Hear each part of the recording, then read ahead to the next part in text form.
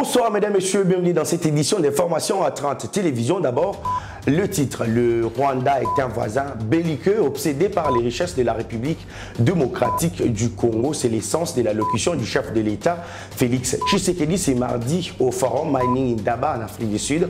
Le président congolais a convié les opérateurs et sociétés minières à venir investir en RDC, pays qui regorge divers minéraux dans son sous-sol. Après le pape François à Kinshasa attend un autre invité de marque. Il s'agit du président français Emmanuel Macron. L'arrivée du numéro 1 de l'Hexagone a été confirmée par le porte-parole du gouvernement lors du briefing hebdomadaire. Un calme relatif ce mardi dans la ville de Goma après 4 jours de manifestation de la population pour exiger le départ de la force régionale. Une revendication également soutenue par la CAJ qui appelle les autorités à entreprendre de nouvelles démarches en direction notamment de la SADC pour un appui au FRDC. C'est l'essentiel du titre. Les détails, c'est tout de suite. Bonsoir. Le chef de l'État séjourne à Cape Town en Afrique du Sud où il participe au Forum Mining Indaba 2023. Dans son discours devant plus de 6500 personnes et experts et son homologue sud-africain Félix Tshisekedi a de nouveau dénoncé l'attitude du Rwanda qui soutient les rebelles M23. Le Rwanda est un voisin belliqueux obnubilé par nos richesses, a dit le président de la République démocratique du Congo, Félix Tshisekedi. Il est triste de constater que cette abondante dotation naturelle n'a toujours pas profité au pays, encore moins à l'Afrique, en raison de questions de mauvaise gouvernance enracinées depuis des décennies, mais aussi en raison d'une insécurité savamment orchestrée par des puissances obscures, avides de nos richesses naturelles, comme c'est le cas présentement dans la partie est du pays, en l'occurrence la province de l'Ituri et celle du Nord Kivu, avec le mouvement armé, le M23, qui n'est autre qu'un déguisement d'un voisin belliqueux, le Rwanda, obnubilé par nos richesses, mais malheureusement maladroit dans sa méthode pour y accéder, préférant la guerre plutôt qu'un cadre paisible d'échanges fructueux, gagnant-gagnant.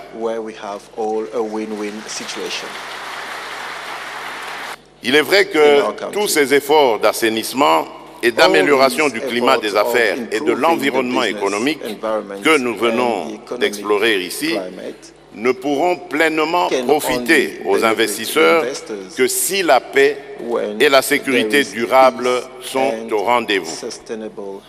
La République démocratique du Congo ne se laissera pas submerger par le défi d'une guerre ignoble à laquelle est injustement exposée, allais-je dire, par certains de ses voisins, en l'occurrence le Rwanda. Bien au contraire, nous sommes résolument engagés à mettre fin à toute agression et à toute tentative d'occupation de notre territoire. Je le dis dans les titres, le président français Emmanuel Macron visitera Kinshasa dans le tout prochain jour. Information confirmée par le porte-parole du gouvernement, Patrick Mouyaya.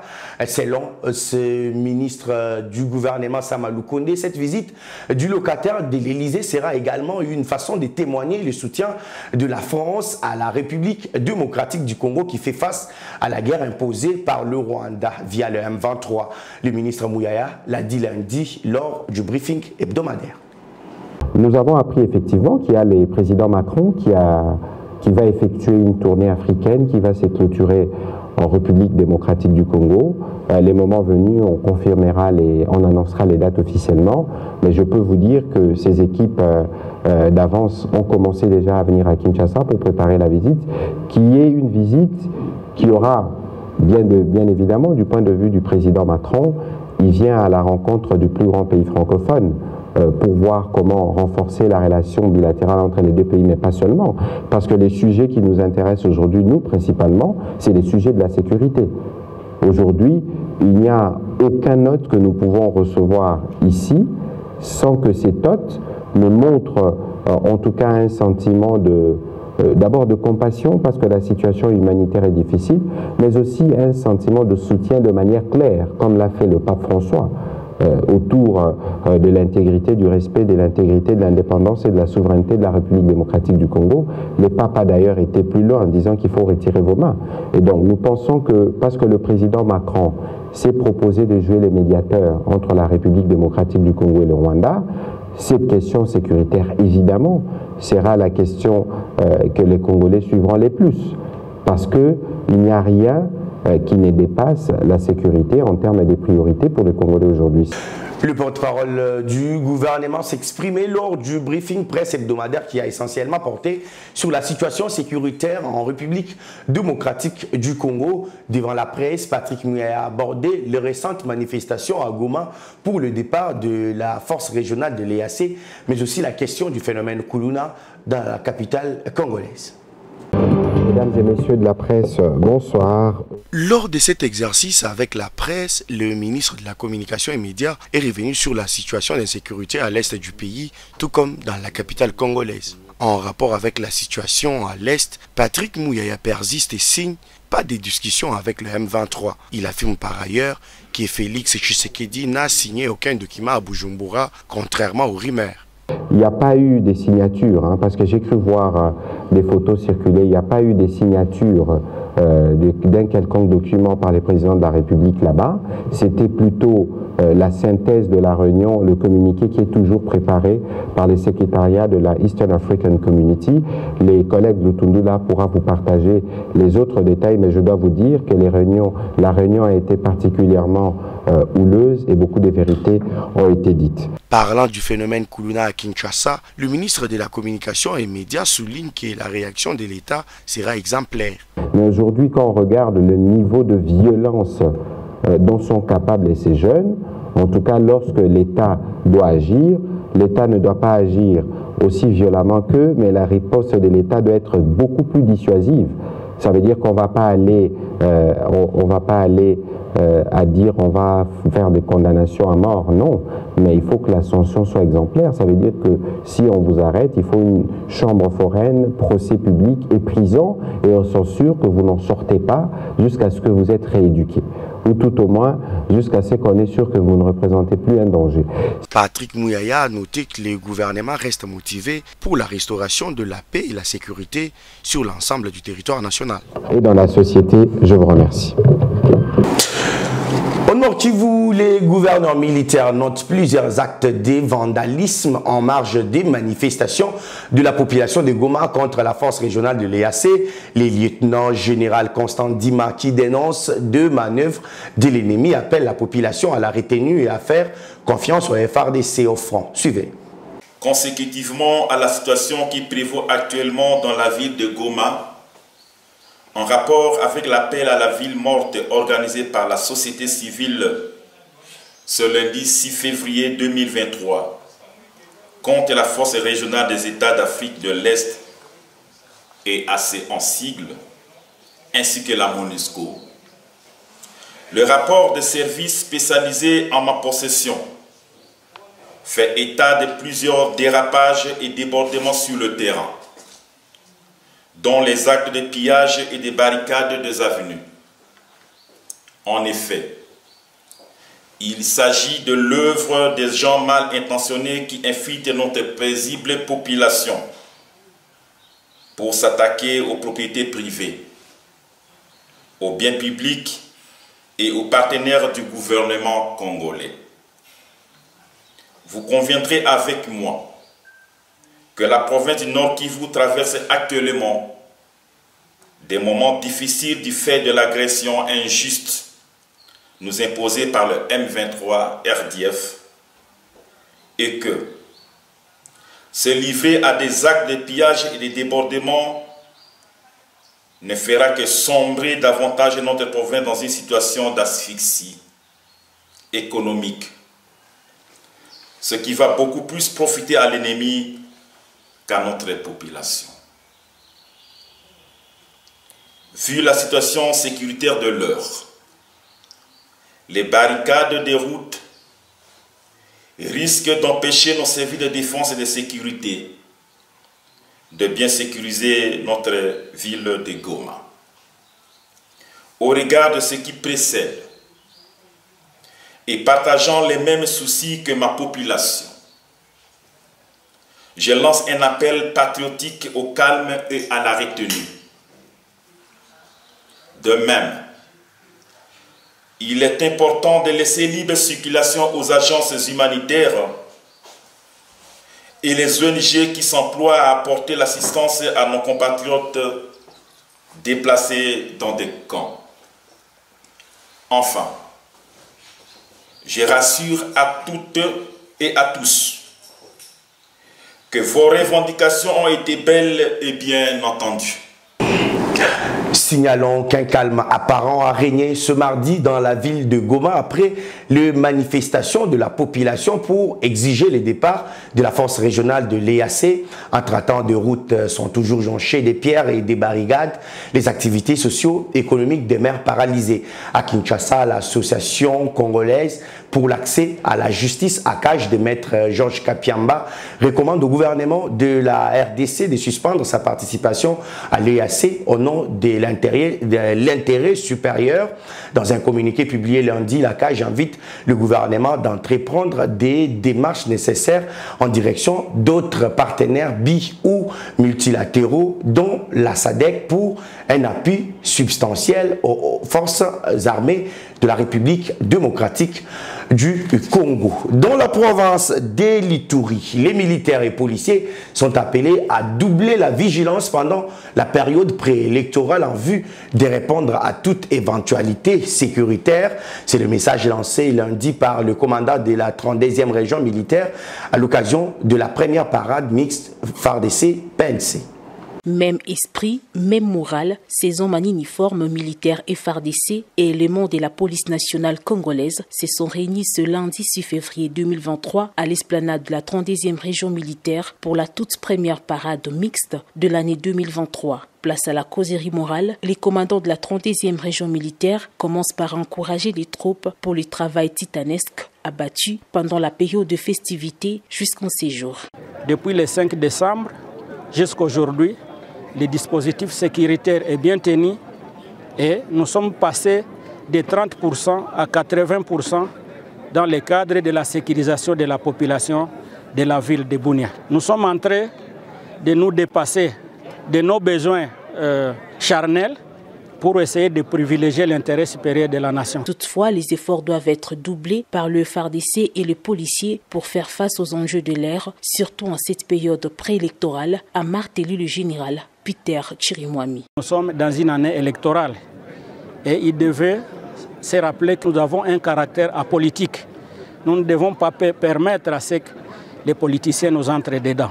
Les patrouilleurs doivent éviter de faire des extorsions, doivent éviter de faire des brimades, parce que notre centre de gravité comme armée, c'est la population. Si nous ne protégeons pas bien la population, nous serons en train de trahir la nation et aller à l'encontre de la vision du commandant suprême. Donc nous devons cesser. Moins qu'on puisse le dire, les hommes en uniforme servant sous les drapeaux au prix du sacrifice suprême pour la patrie travaillent d'arrache-pied en séjour pour la sécurité en province de l'Ituri. Notons qu'au cours de cette parade mixte FARDC-PNC, les orientations claires ont été données pour mener à bien leur mission tout au long de l'année 2023.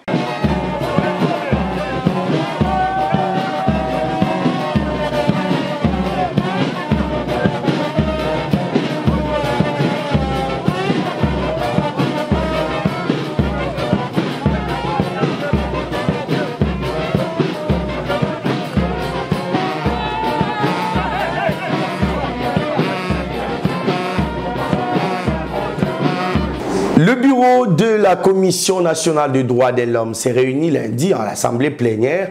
À l'ordre du jour, la signature du règlement intérieur adopté le week-end dernier par la nouvelle équipe dirigeante de cette institution d'appui à la démocratie. Élisée Mafoussine, ce reportage. Vous remercie. Investi le 27 janvier par le président de la République, les nouveaux membres du bureau provisoire de la Commission nationale des droits de l'homme se sont réunis en assemblée plénière pour signer le règlement intérieur. La séance a été présidée par Paul Sapo, président du bureau provisoire de la CNDH. Il a appelé les nouveaux membres de cette institution d'appuyer à la démocratie à jouer pleinement leur rôle durant cette année électorale. Exhorter mes collègues de la Commission nationale des droits de l'homme de mettre ensemble nos idées, nos compétences, nos intelligences, nos ferveurs, nos réseaux et nos ressources pour consolider la CNDH dans sa pluralité afin qu'elle puisse contribuer à la protection et à la promotion des droits de l'homme en République démocratique du Congo. En effet, les attentes de notre population sont nombreuses et surtout en cette période où notre pays subit l'agression de la part de la République du Rwanda. Agression qui appelle à une mobilisation dynamique de la Commission nationale des droits de l'homme. Enfin, cette année électorale, notre institution d'appui à la démocratie devrait se préparer à jouer efficacement son rôle d'accompagnement de ces processus, et ce, en vue de garantir et de sauvegarder l'exercice des droits et libertés publiques irrélatifs.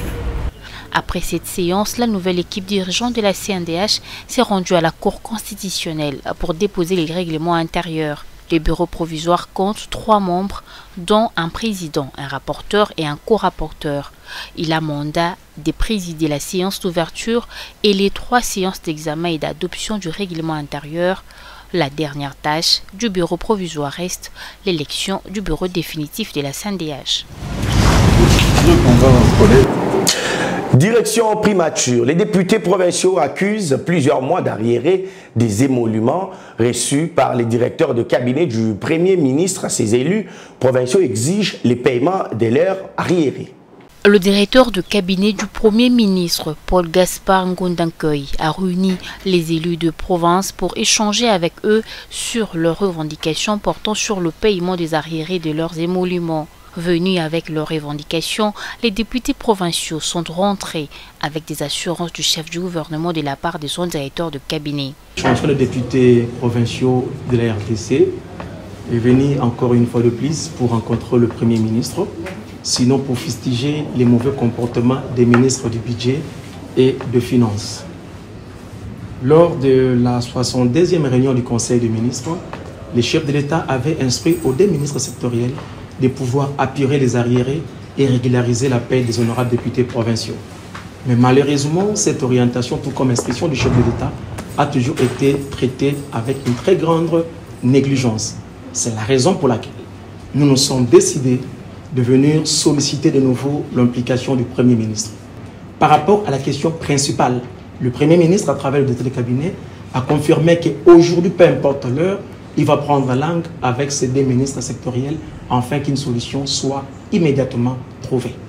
Le DIRCABA du Premier ministre a par ailleurs déploré l'incident qui a marqué l'arrivée de cette délégation à la primature. Paul Gaspard Ngondankoy a souligné que des responsabilités des agents impliqués seront objectivement rétablies. Sitting des agents des ministères de l'enseignement primaire, secondaire, technique et des affaires foncières, les agents élagués des listings de paie de la prime d'encadrement réclament leur réactivation. C'était lundi au ministère de la fonction publique. Un reportage.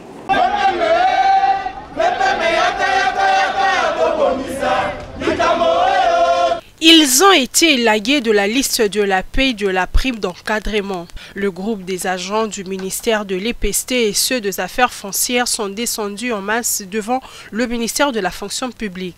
En tonnant de chants, ils ont même bloqué le passage du cortège du vice-premier ministre de la fonction publique, Jean-Pierre Liaou.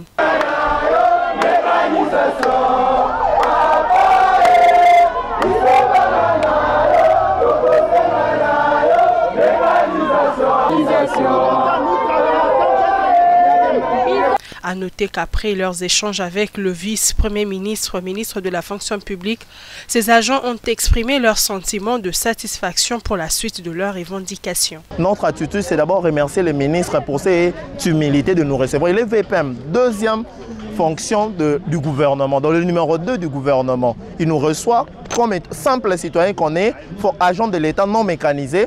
Il nous dit qu'il va prendre notre situation en compte, d'abord les affaires foncières. Il va faire en sorte que nous entrerons en contact d'abord avec son cabinet. En plus de cela, nous irons avec les autorités administratives, c'est-à-dire notre secrétaire général. On va parler mine avec les performances qu'enregistre la société Kibali Gold Mine qui reste proche de la communauté locale où elle œuvre.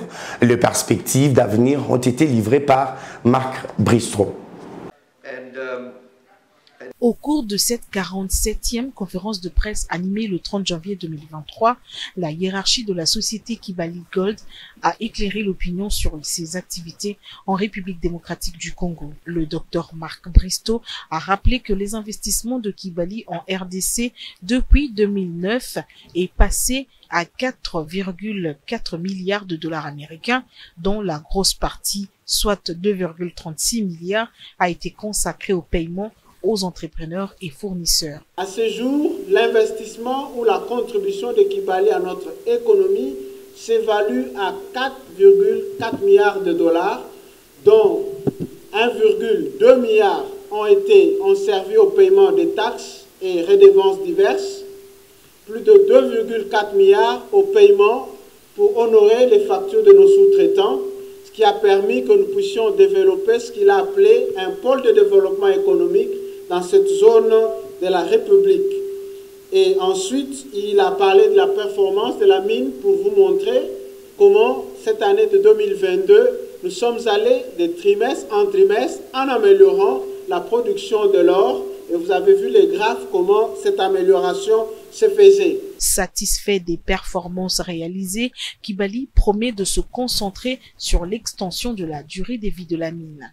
Et pendant que nous consommons ces réserves, notre équipe d'exploration a continué à faire des recherches pour nous assurer que nous remplacions ce que nous avions consommé, si bien que Kibali aujourd'hui fonctionne avec un programme décennal. Nous savons environ, sur les 10 prochaines années, ce que nous allons pouvoir alimenter à notre usine parce que nous continuons à faire des recherches. Et il vous a montré notre approche qui est axée sur le développement durable, avec en particulier la réintroduction du rhinocéros dans le parc national de la Garamba, une espèce qui a été extincte suite aux différents conflits qui ont affecté cette partie de la République. En ce jour, Kibali va introduire 76 rhinocéros sur les 3 prochaines années.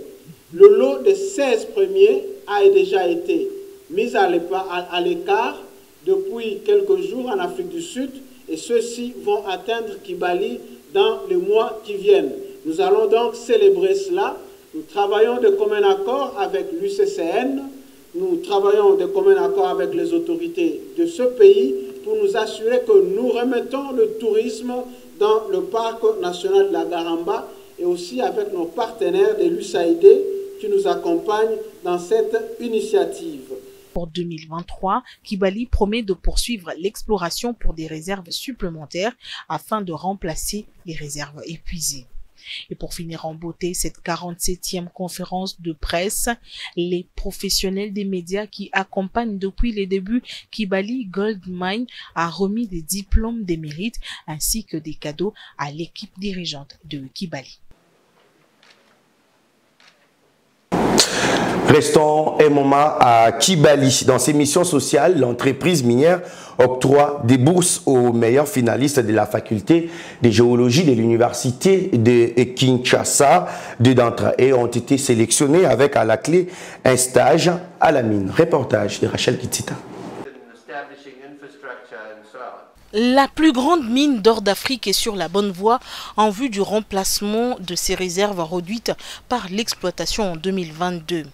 Des nouvelles opportunités de croissance soutiendront son plan d'affaires étalé sur plus de 10 ans. Ensuite, il vous a présenté ce que sera l'année 2023, comment nous pensons, ne fût-ce qu'atteindre ou battre les réalisations de 2022 en termes de production d'or, et aussi à continuer à remplacer ce que nous avons utilisé, mais en même temps en améliorant la technologie avec l'automatisation ou l'automatisation de la mine souterraine pour nous assurer que les travailleurs accèdent à la mine dans des conditions de sécurité les meilleures.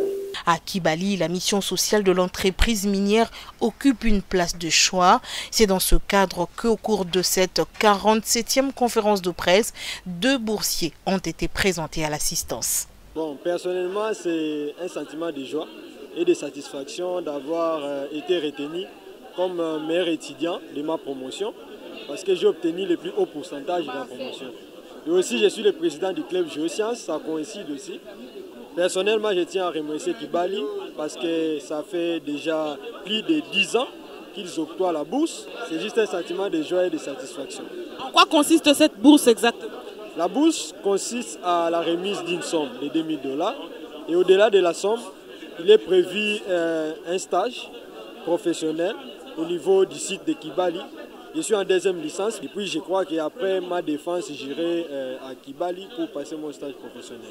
Les chances sont vraiment énormes que Kibali chaque fois à penser aux étudiants les plus performants des Jeux 3 et L1 option génie géologique à l'université de Kinshasa.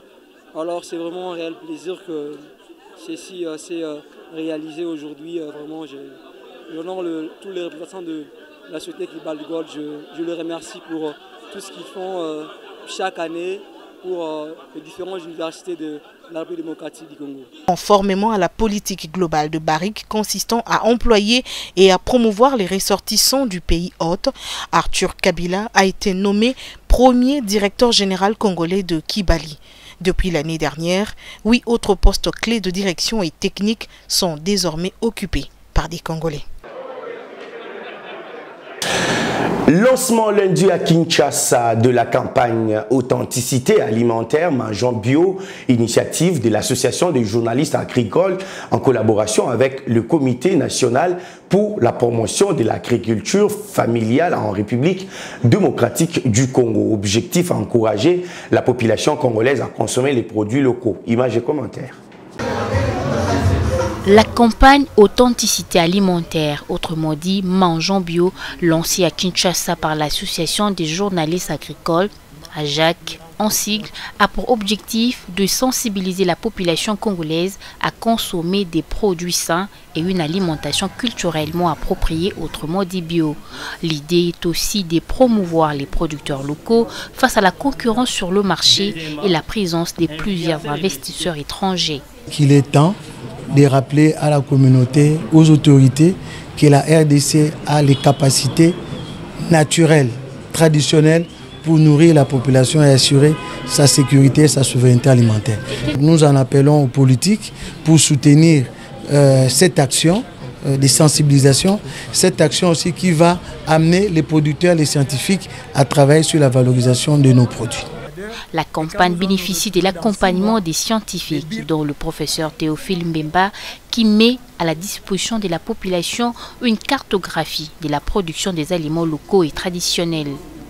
L'étude que j'ai menée, on est arrivé à trouver avec près de 163 légumes feuilles qui existent. Il y a près de 39 racines de tubercules, une soixantaine de champignons, sans compter les insectes, le chenille, etc. Donc il y a une diversité, une potentialité alimentaire énorme dans la flore et dans la faune sauvage.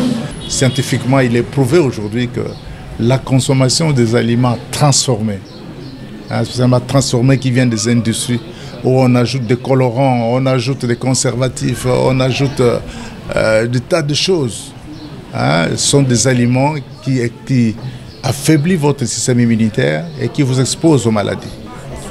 Les études démontrent que près de 70% de la population congolaise se trouve en situation d'insécurité alimentaire et un enfant sur 2, soit 43%, souffre de malnutrition chronique. La campagne de sensibilisation sur la consommation des aliments bioproduits localement ira jusqu'au 31 juillet 2023. Cette autre nouvelle, bien avant de clôturer cette édition d'information. Monseigneur Donatien Cholet a été réélu secrétaire général des évêques de la Synco pour un mandat de 6 ans. C'était à l'issue de l'assemblée plénière extraordinaire tenue samedi dernier à Kinshasa. nous avons adopté le calendrier liturgique national modifié. Nous devons le présenter au dicastère du culte du vin et de la discipline des sacrements pour l'approbation. Nous avons également adopté les statuts du Bureau des études des entités ecclésiastiques catholiques créés au sein de la SENCO. Dans le cadre de renouvellement de mandat dans les structures centrales de notre Église, de Monseigneur Donatien Cholet au poste de secrétaire général de la SENCO pour un dernier mandat de 6 ans. Nous souhaitons effectuer dernier mandat à Monseigneur Donatien Cholet à la tête du secrétariat général de la SENCO. Pour terminer, nous rappelons que les prochaines réunions de la SENCO, notamment les réunions des commissions épiscopales, les comités permanents et l'assemblée plénière se tiendront au mois de juin 2023 à Lubumbashi, en marge de la célébration du 3e congrès eucharistique national. Sur ce, je déclare clos les travaux de la session extraordinaire de l'assemblée plénière de la SENCO. Je vous remercie pour votre aimable attention. Madame, Messieurs, cette édition d'information est complètement terminée sur votre télévision. Merci à vous de l'avoir suivi. L'actualité reste en continu sur les www.actu30.cd. Au revoir.